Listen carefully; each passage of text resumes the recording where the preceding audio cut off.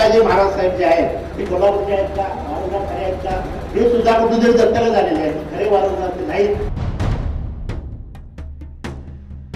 महायुतीच्या लोकांनी उरकावं त्यांचा बोलवता धनी कोण आहे, त्यांच्या पाठीमागं कोण आहे, ह्या असल्या गोष्टी करायला लावते. ते सुरुवात त्यांनी केलेले, त्याचा एंड आम्ही निश्चितपणे जनता कोल्हापूरची त्याचा एंड करेल. स्पर्धेमध्ये त्या मल्लाला हातच लावायचं नाही, त्या मल्लाला टांगच मारायचे नाही, त्या मल्लाला काय करायचं कुस्ती कशी होईल, खड्यामध्ये करायचं तरी मानवर हात घालायला.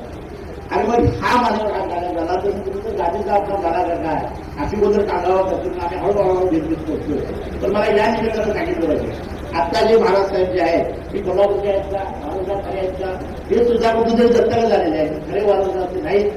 खरे वारंवार तुम्ही आम्ही आहोत, शाहूफुले आंबेडकरांची मंडळी आहोत.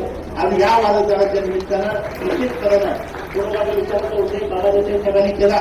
माझे वडील मेधापती सदाशिवराव मंडलिक यांनी आयुष्यभर कोणाला विचारलं, अण्णाने जपला, कारण शाहू महाराजांची भूमी आहे. छत्रपती राजश्री शाहू महाराजांनी आपल्याला पुरोगामी विचार शिकवला, समतेचा विचार शिकवला. आणि हा विचार शिकवत असताना माझं तर म्हणणं आहे, या जिल्ह्यामध्ये राहणारा सामान्य माणूस असेल, नागरिक असेल, महिला असेल, यांना जन्मजात या हवेमध्ये, या पाण्यामध्ये आणि ते गुण आहेत, आपल्या डीएनए मध्ये असे गुण आहे की जन्माला आल्याला माणूस हा शाहू. मला वाटते संजय मंडलिकांच्या पायाखालची वाळू घसरू लागलेली आहे. छत्रपतींच्या गादीचा अपमान करण्याचं काम त्याने केलेलं आहे, त्याचा प्रथमतः आम्ही निषेध करतो. कोल्हापूरकर हे कधीही सहन करणार नाहीत अशा पद्धतीचं अपमानास्पद वक्तव्य. या निवडणुकीची सुरुवात झाली त्यावेळी चंद्रकांत दादा असतील, मुश्रीफ साहेब असतील, सगळ्यांनी पेपरमधून, वर्तमानपत्रामधून सांगितले की वैयक्तिक टीका ही शाहू महाराजांच्या बदल कोणीही करणार नाही.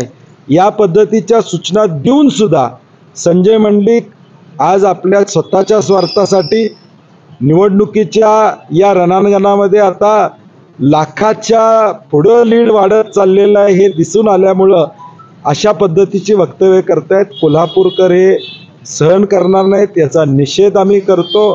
त्यांनी त्वरित माफी मागावी, या वक्तव्य पाठीमागून माफी मागावी, त्याचे प्रायश्चित त्यांना निवडणुकीत भोगावेच लागतील. या कोल्हापुरातली जनता, शाहू महाराज प्रेमी, छत्रपती शिवाजी महाराजांच्या प्रेम असणारी जनता हे कदापिही सहन करणार नाही. त्याचं उत्तर त्यांना मताद्वारे या कोल्हापुरातल्या मातीतली माणसं, स्वाभिमानी माणसं, कोल्हापुरी बाणा निश्चितपणे दाखवल्याशिवाय गप्प बसणार नाहीत.